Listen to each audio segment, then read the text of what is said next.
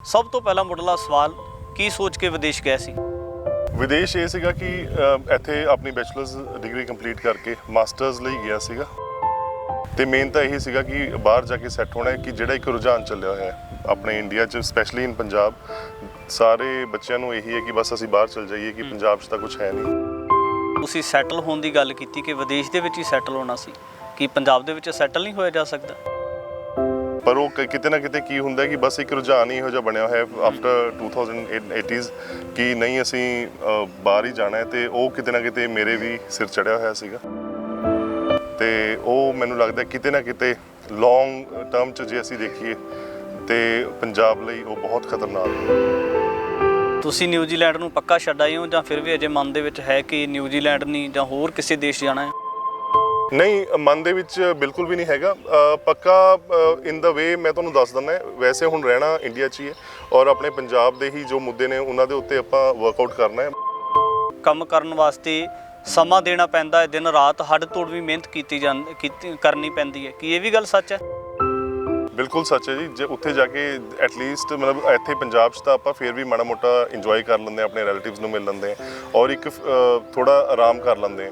ਉੱਥੇ ਇਹ ਹੈ ਕਿ ਉੱਥੇ ਤਾਂ ਮਤਲਬ you are like a machine, ਚਲੋ ਚੱਲ ਹੈ ਸਵੇਰ ਤੋਂ ਲੈ ਕੇ ਸ਼ਾਮ ਤੱਕ ਤੁਹਾਨੂੰ ਜੋਬ ਵੀ ਕਰਨੀ ਪੈਣੀ ਹੈ, ਤੁਸੀਂ ਆਪਣਾ ਸਿਸਟਮ ਵੀ ਦੇਖਣਾ ਹੈ, ਘਰ ਦਾ ਵੀ ਦੇਖਣਾ ਹੈ।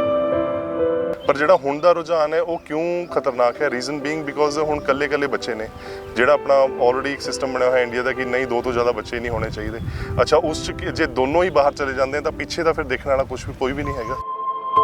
ਕੀ ਲੱਗਦਾ ਕਿਤੇ ਨਾ ਕਿਤੇ ਜਿਹੜੇ ਪੰਜਾਬ ਤੋਂ ਗਏ ਹੋਏ ਨੌਜਵਾਨ ਨੇ ਇਹਨਾਂ ਦੀ ਮੈਂਟੈਲਿਟੀ ਹੋ ਸਕਦੀ ਹੈ ਜਾਂ ਜਿਹੜੇ ਉੱਥੋਂ ਦੇ ਲੋਕ ਹੈ ਕੋਈ ਨਸਲੀ ਵਿਤਕਰੇ ਦਾ ਸ਼ਿਕਾਰ ਹੋਏ ਲੱਗਦੇ? ਬਾਹਰ ਅਸੀਂ ਜਾਂਦੇ ਤਾਂ ਪੜ੍ਹਨ ਹੈ ਬਟ ਉੱਥੇ ਕਈ ਆਪਣੇ ਹੀ ਜਿਹੜੇ ਪੰਜਾਬ ਦੇ ਵੀ ਬੱਚੇ ਨੇ ਉਹ ਜਾ ਕੇ ਉਹਨਾਂ ਨਾਲ ਹੀ ਐਸੋਸੀਏਟ ਕਰਨ ਲੱਗ ਜਾਂਦੇ ਨੇ। ਉੱਥੇ ਆਲਰੇਡੀ ਗੈਂਗਸ ਹੈਗੀਆਂ ਨੇ। ਪੰਜਾਬ ਦੇ ਵਿੱਚੋਂ ਵਿਦੇਸ਼ਾਂ ਦੇ ਵੱਲੇ ਪ੍ਰਵਾਸ ਹੋਣਾ ਔਰ ਪੰਜਾਬ ਖਾਲੀ ਹੋ ਜਾਣਾ ਤੇ ਪੰਜਾਬ ਦੇ ਵਿੱਚ ਜਿਹੜੇ ਯੂਪੀ ਬਿਹਾਰ ਦੇ ਲੋਕ ਨੇ ਉਹਨਾਂ ਦਾ ਪੱਕਾ ਇੱਥੇ ਵਾਸਾ ਹੋ ਜਾਣਾ, ਕਿਤੇ ਨਾ ਕਿਤੇ ਇਸ ਗੱਲ ਨੂੰ ਮੰਦਭਾਗਾ ਨਹੀਂ ਮੰਨਦੇ ਹੋ? ਪੂਰਾ ਟੱਬਰ ਦਾ ਟੱਬਰ ਇਹ ਛੱਡ ਕੇ ਪੰਜਾਬ ਜਾਊਗਾ ਤੇ ਦੇਖੋ ਕਿਸੇ ਨੇ ਤਾਂ ਆਣਾ ਹੀ ਹੈ ਤੇ ਉਹ ਪ੍ਰਵਾਸੀਆਂ ਦਾ ਆਪਣੀ ਗਵਰਨਮੈਂਟ ਨੇ ਇੱਕ ਖੁੱਲਾ ਬਿਲਕੁਲ ਆਪਣਾ ਡੋਰਸ ਬਿਲਕੁਲ ਹੀ ਖੋਲ ਦਿੱਤੇ ਨੇ ਕਿ ਕੋਈ ਵੀ ਆਵੇ ਕੋਈ ਵੀ ਜਾਵੇ। ਕੀ ਲੱਗਦਾ ਹੈ ਪੰਜਾਬ ਨੂੰ ਛੱਡ ਕੇ ਵਿਕਸਿਤ ਦੇਸ਼ਾਂ ਦੇ ਵਿੱਚ ਜਾ ਕੇ ਪੱਕਾ ਵਸੇਬਾ ਕਰਨ ਦੇ ਨਾਲ ਮਨ ਨੂੰ ਸੰਤੁਸ਼ਟੀ ਨਜ਼ਰ ਆਉਂਦੀ ਹੈ? ਆਪਣੇ ਲੋਕ ਸੋਚਦੇ ਕਿ ਹਾਂ ਅਸੀਂ ਬਾਹਰ ਜਾ ਕੇ ਹੀ ਸਕਸੈਸਫੁਲ ਹੈ, ਇੰਡੀਆ 'ਚ ਸਕਸੈਸਫੁਲ ਹੈ, ਪੰਜਾਬ ਸਕਸੈਸਫੁਲ ਨਹੀਂ ਹੋ ਸਕਦੇ। ਬਟ ਉਹਦੇ ਨਾਲ ਹੋ ਕੀ ਰਿਹਾ ਕਿ ਕਿਤੇ ਨਾ ਕਿਤੇ ਪੰਜਾਬ ਦਾ ਜਿਹੜਾ ਇੱਕ ਪੱਧਰ ਹੈ ਉਹ ਜ਼ਰੂਰ ਗਿਰ ਰਿਹਾ ਤੇ ਇਹ ਸਾਨੂੰ ਸਾਂਭਣ ਦੀ ਲੋੜ ਹੈ ਔਰ ਇਹ ਸਾਨੂੰ ਰੂਟ ਲੈਵਲ ਤੋਂ ਸਾਂਭਣ ਦੀ ਲੋੜ ਹੈ। ਪ੍ਰੋਫੈਸਰ ਪੂਰਨ ਸਿੰਘ ਕਹਿੰਦੇ ਨੇ ਪੰਜਾਬ ਜਿਉਂਦਾ ਗੁਰਾਂ ਦੇ ਨਾਂ ਤੇ। ਜਦੋਂ ਪੰਜਾਬ ਦੀ ਗੱਲ ਕੀਤੀ ਜਾਂਦੀ ਹੈ ਤਾਂ ਪੰਜਾਬ ਨੂੰ ਇਹ ਵੀ ਕਿਹਾ ਜਾਂਦਾ ਹੈ ਕਿ ਪੰਜਾਬ ਦੀ ਧਰਤੀ ਸੂਰਮੇ ਬਹਾਦਰਾਂ ਦੀ ਅਤੇ ਦਾਨੀਆਂ ਦੇ ਨਾਮ ਦੇ ਕਰਕੇ ਵੀ ਜਾਣੀ ਜਾਂਦੀ ਹੈ। ਪਰ ਵੱਡੀਆਂ ਚੁਣੌਤੀਆਂ ਲਗਾਤਾਰ ਜਦੋਂ ਤੋਂ ਪੰਜਾਬ ਹੋਂਦ ਵਿੱਚ ਆਇਆ ਉਦੋਂ ਤੋਂ ਹੀ ਪੰਜਾਬ ਦੇ ਸਨਮੁਖ ਰਹੀਆਂ ਨੇ ਦਰਪੇਸ਼ ਚੁਣੌਤੀਆਂ ਤੇ ਮੌਜੂਦਾ ਦੌਰ ਦੇ ਵਿੱਚ ਵੀ ਇੱਕ ਵੱਡਾ ਸੰਕਟ ਪ੍ਰਵਾਸ ਹੈ। ਤਾਂ ਇਸ ਨੂੰ ਲੈ ਕੇ ਗੱਲਬਾਤ ਕਰਾਂਗੇ ਕਿਉਂਕਿ ਜਿੱਥੇ ਪੰਜਾਬ ਦੇ ਵਿੱਚ ਵਸਣ ਵਾਲੇ ਖਾਸ ਕਰ ਜੇ ਯੂਥ ਦੀ ਗੱਲ ਕੀਤੀ ਜਾਵੇ, ਨੌਜਵਾਨਾਂ ਦੀ ਗੱਲ ਕਰੀਏ ਤਾਂ ਲਗਾਤਾਰ ਨੌਜਵਾਨ ਅਤੇ ਮੁਟਿਆਰਾਂ ਵਿਦੇਸ਼ਾਂ ਦੇ ਵੱਲੇ ਜਾਣ ਦਾ ਰੁਝਾਨ ਰੱਖਦੇ ਨੇ। ਤਾਂ ਅਜਿਹੇ ਦੇ ਵਿੱਚ ਕੁਝ ਅਜਿਹੀਆਂ ਸ਼ਖਸੀਅਤਾਂ ਨੇ ਵੀ ਜਿਹੜੀਆਂ ਪੰਜਾਬ ਦੇ ਨਾਲ ਮੋਹ ਕਰਦੀਆਂ ਨੇ, ਪੰਜਾਬ ਦੇ ਵੱਲ ਪਰਤ ਕੇ ਆਉਂਦੇ ਨੇ ਅਤੇ ਲੋਕਾਂ ਦੇ ਵਾਸਤੇ ਇੱਕ ਲਾਮਿਸਾਲ ਜਿਹੜੀ ਇੱਕ ਮਿਸਾਲ ਵੀ ਕਾਇਮ ਕਰਦੇ ਨੇ।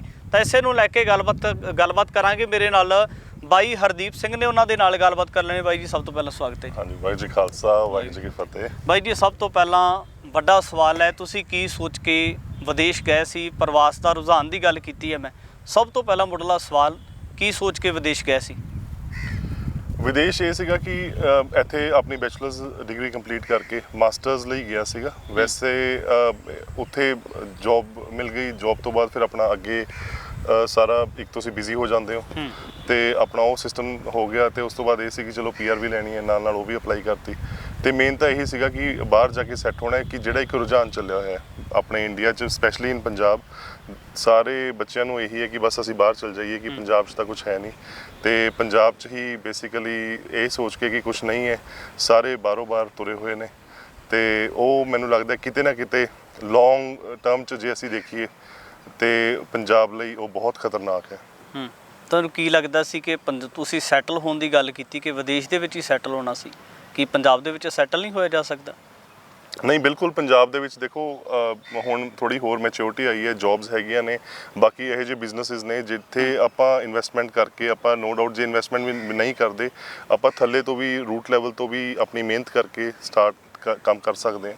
ਪਰ ਉਹ ਕਿਤੇ ਨਾ ਕਿਤੇ ਕੀ ਹੁੰਦਾ ਕਿ ਬਸ ਇੱਕ ਰੁਝਾਨ ਹੀ ਇਹੋ ਜਿਹਾ ਬਣਿਆ ਹੋਇਆ ਆਫਟਰ 2080s ਕਿ ਨਹੀਂ ਅਸੀਂ ਬਾਹਰ ਹੀ ਜਾਣਾ ਹੈ, ਤੇ ਉਹ ਕਿਤੇ ਨਾ ਕਿਤੇ ਮੇਰੇ ਵੀ ਸਿਰ ਚੜਿਆ ਹੋਇਆ ਸੀਗਾ ਤੇ ਤਾਂ ਹੀ ਫਿਰ ਬਾਹਰ ਜਾਣ ਦੀ ਆਪਾਂ ਇੱਕ ਵੱਡੀ ਫਿਕਰਮੰਦਗੀ ਰਹਿੰਦੀ ਹੈ ਜਿਹੜੀਆਂ ਮੁਟਿਆਰਾਂ ਜਾਂ ਨੌਜਵਾਨ ਧੜਾ ਧੜ ਵਿਦੇਸ਼ਾਂ ਦੇ ਵੱਲੇ ਜਾਂਦੇ ਨੇ, ਪਰ ਇਹ ਵੀ ਕਿਹਾ ਜਾਂਦਾ ਹੈ ਕਿ ਜਿੱਥੇ ਉੱਥੋਂ ਦਾ ਪੂਰਾ ਸਟਰਕਚਰ ਦੀ ਗੱਲ ਕਰੀਏ, ਸਟਰਕਚਰ ਤਾਂ ਬਹੁਤ ਸੋਹਣਾ ਆ ਪਰ ਉੱਥੇ ਕੰਮ ਕਰਨ ਵਾਸਤੇ ਸਮਾਂ ਦੇਣਾ ਪੈਂਦਾ ਹੈ, ਦਿਨ ਰਾਤ ਹੱਡ ਤੋੜ ਵੀ ਮਿਹਨਤ ਕਰਨੀ ਪੈਂਦੀ ਹੈ। ਕੀ ਇਹ ਵੀ ਗੱਲ ਸੱਚ ਹੈ? ਬਿਲਕੁਲ ਸੱਚ ਹੈ ਜੀ। ਜੇ ਉੱਥੇ ਜਾ ਕੇ ਐਟਲੀਸਟ ਮਤਲਬ ਇੱਥੇ ਪੰਜਾਬ 'ਚ ਤਾਂ ਆਪਾਂ ਫਿਰ ਵੀ ਮਾੜਾ ਮੋਟਾ ਇੰਜੋਏ ਕਰ ਲੈਂਦੇ ਹਾਂ, ਆਪਣੇ ਰਿਲੇਟਿਵਸ ਨੂੰ ਮਿਲ ਲੈਂਦੇ ਹਾਂ ਔਰ ਇੱਕ ਥੋੜਾ ਆਰਾਮ ਕਰ ਲੈਂਦੇ ਹਾਂ। ਉੱਥੇ ਇਹ ਹੈ ਕਿ ਉੱਥੇ ਤਾਂ ਮਤਲਬ you are like a machine, ਚਲੋ ਚੱਲ ਹੈ, ਸਵੇਰ ਤੋਂ ਲੈ ਕੇ ਸ਼ਾਮ ਤੱਕ ਤੁਹਾਨੂੰ ਜੌਬ ਵੀ ਕਰਨੀ ਪੈਣੀ ਹੈ, ਤੁਸੀਂ ਆਪਣਾ ਸਿਸਟਮ ਵੀ ਦੇਖਣਾ ਹੈ, ਘਰ ਦਾ ਵੀ ਦੇਖਣਾ ਹੈ ਐਂਡ ਸ਼ਾਮੀ ਬਸ ਸੌਣ ਨੂੰ ਟਾਈਮ ਮਿਲਦਾ ਹੈ। ਬਾਈ ਜੀ, ਜੇ ਆਪਾਂ ਜਦੋਂ ਅਸੀਂ ਪ੍ਰਵਾਸ ਦੇ ਬਾਰੇ ਗੱਲ ਕਰਦੇ ਹਾਂ ਤਾਂ ਲੰਮੇਰੇ ਸਮੇਂ ਦਾ ਰਿਹਾ ਹੈ, ਜਦੋਂ ਤੋਂ ਖਾਸ ਕਰ ਗਦਰ ਲਹਿਰ ਦੇ ਸਮਾਂ ਕਾਲ ਤੋਂ ਪਹਿਲਾਂ ਦਾ ਕਿਹਾ ਜਾਂਦਾ ਕਿ ਪ੍ਰਵਾਸ ਬਹੁਤ ਲੰਮੇਰੇ ਸਮੇਂ ਦਾ ਹੈ।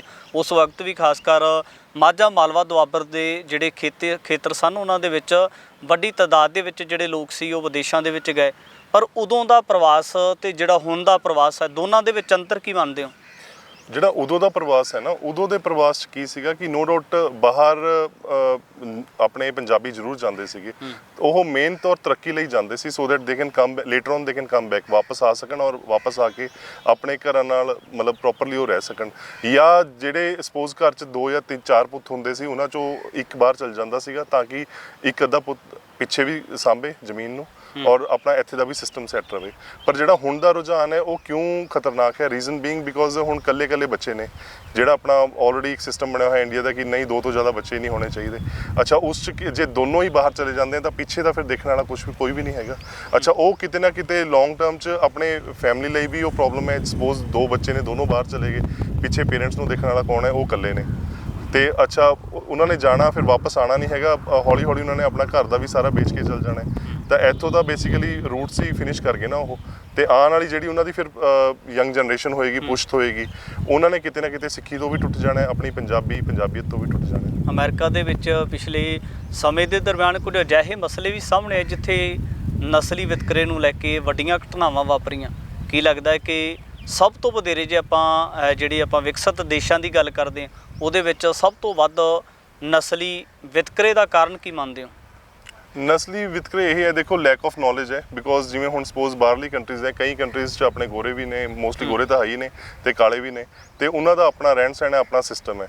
ਤੇ ਹੁਣ ਆਪਣੇ ਵਾਲੇ ਜਿਹੜੇ ਪੰਜਾਬੀ ਆਪਣੇ ਮਿਹਨਤੀ ਨੇ ਫਰੋਮ ਡੇ 1, ਇਹ ਜਾ ਕੇ ਆਪਣੇ ਬਿਜ਼ਨਸ ਖੋਲ੍ਹਦੇ ਨੇ। ਅੱਛਾ, ਉਹਨਾਂ ਕੋਲ ਨਾ ਤਾਂ ਕਾਲਿਆਂ ਕੋਲ ਇੰਨਾ ਪੈਸਾ ਹੈ ਤੇ ਉਹ ਕੀ ਕਰਦੇ ਨੇ ਫਿਰ ਗਰੁੱਪਸ ਬਣਾ ਕੇ, ਉਹਨਾਂ ਨੂੰ ਇਹ ਹੁੰਦਾ ਸਨੈਚਿੰਗ ਜਾਂ ਰਾਤੀ ਜਿਵੇਂ ਪੰਪਸ ਨੇ ਜਾਂ ਹੋਰ ਆਪਣੇ ਅਦਾਰੇ ਨੇ, let's say smart shops and all, ਉੱਥੇ ਉਹ ਫਿਰ ਅਟੈਕ ਕਰਦੇ ਨੇ ਕਿਤੇ ਨਾ ਕਿਤੇ। ਉਸ 'ਚ ਆਪਣੇ ਜਿਹੜੇ ਪੰਜਾਬੀ ਨੇ ਜਿਹੜੇ ਆਲਰੇਡੀ ਸਟੋਰਸ 'ਤੇ ਖੜੇ ਹੁੰਦੇ ਨੇ ਬਿਹਾਈਂਡ ਦਾ ਕਾਊਂਟਰ, ਉਹਨਾਂ ਨੂੰ ਵੀ ਪ੍ਰੋਬਲਮ ਹੋ ਜਾਂਦੀ ਹੈ, ਉਹਨਾਂ ਦੀ ਸੇਫਟੀ ਦੀ ਉਹਨਾਂ ਨੂੰ ਟੈਨਸ਼ਨ ਲੈਣੀ ਪੈਂਦੀ ਹੈ ਤੇ ਕਿਤੇ ਨਾ ਕਿਤੇ ਜਿਹੜੇ ਆਪਣੇ ਇਹ ਰੁਝਾਨ ਗਲਤ ਹੈ। ਜੇ ਅਸੀਂ ਕੈਨੇਡਾ ਦੀ ਗੱਲ ਕਰੀਏ ਤਾਂ ਤਕਰੀਬਨ ਕੱਲ੍ਹ ਦੇ ਦਰਮਿਆਨ ਇੱਕ ਵੱਡੀ ਘਟਨਾ ਵਾਪਰਦੀ ਹੈ ਜਿਹਦੇ ਵਿੱਚ ਤੁਸੀਂ ਵੀ ਸ਼ਾਇਦ ਹੋ ਸਕਦਾ ਦੇਖਿਆ ਹੋਵੇਗਾ ਕਿ ਉਹਦੇ ਵਿੱਚ ਜਿਹੜੇ ਕੁਝ ਪੰਜਾਬੀ ਨੌਜਵਾਨ ਹੁੰਦੇ ਨੇ ਤੇ ਕੁਝ ਕਾਲੇ ਹੁੰਦੇ ਨੇ, ਆਪਸ ਦੇ ਵਿੱਚ ਜਿਹੜਾ ਗੱਡੀਆਂ ਟਕਰਾਉਂਦੀਆਂ ਨੇ। ਪਰ ਆਮ ਕਰਕੇ ਤੇ ਜਦੋਂ ਉੱਥੇ ਇਸ ਤਰ੍ਹਾਂ ਦਾ ਕੋਈ ਮਸਲਾ ਹੁੰਦਾ, ਕੋਈ ਸੜਕ ਦੁਰਘਟਨਾ ਦੀ ਗੱਲ ਸਾਹਮਣੇ ਆਉਂਦੀ ਹੈ ਤਾਂ ਪੁਲਿਸ ਪ੍ਰਸ਼ਾਸਨ ਆਉਂਦਾ ਹੈ, ਪਰ ਉੱਥੇ ਨੌਜਵਾਨਾਂ ਦੇ ਵਿੱਚ ਅਤੇ ਕਾਲਿਆਂ ਦੇ ਵਿੱਚ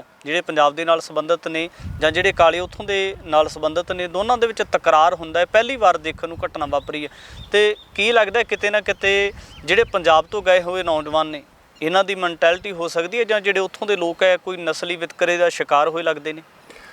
ਦੇਖੋ ਕੀ ਹੈ ਕਿ ਨੋ ਡਾਊਟ ਬਾਹਰ ਅਸੀਂ ਜਾਂਦੇ ਤਾਂ ਪੜ੍ਹਨ ਹੈ, ਬਟ ਉੱਥੇ ਕਈ ਆਪਣੇ ਹੀ ਜਿਹੜੇ ਪੰਜਾਬ ਦੇ ਵੀ ਬੱਚੇ ਨੇ ਉਹ ਜਾ ਕੇ ਉਹਨਾਂ ਨਾਲ ਹੀ ਐਸੋਸੀਏਟ ਕਰਨ ਲੱਗ ਜਾਂਦੇ ਨੇ। ਉੱਥੇ ਆਲਰੇਡੀ ਗੈਂਗਸ ਹੈਗੀਆਂ ਨੇ। ਅੱਛਾ, ਕੋਈ ਵੀ ਗਵਰਨਮੈਂਟ ਹੈ ਉਹ ਜਿਵੇਂ ਹੁਣ ਨਿਊਜ਼ੀਲੈਂਡ ਦੀ ਆਪਾਂ ਗੱਲ ਕਰ ਲਈਏ, ਉੱਥੇ ਮਾਓਰੀਜ਼ ਨੇ ਜਿਹੜੇ ਨੇਟਿਵਸ ਨੇ, ਉਹਨਾਂ ਨੇ 2 ਗੈਂਗਸ ਬਣਾਈਆਂ ਹੋਈਆਂ ਨੇ ਤੇ ਫੰਡਿੰਗ ਜਿਹੜੀ ਹੈ ਉਹ ਗਵਰਨਮੈਂਟ ਵੱਲੋਂ ਹੀ ਜਾਂਦੀ ਹੈ ਸੋ ਦੈਟ ਉਹਨਾਂ ਦੇ ਬੱਚੇ ਉੱਥੇ ਤੱਕ ਹੀ ਸੀਮਿਤ ਰਹਿਣ, ਉਹ ਜ਼ਿਆਦਾ ਵਿਕਸਿਤ ਨਾ ਹੋ ਜਾਣ, otherwise they'll create a problem for them।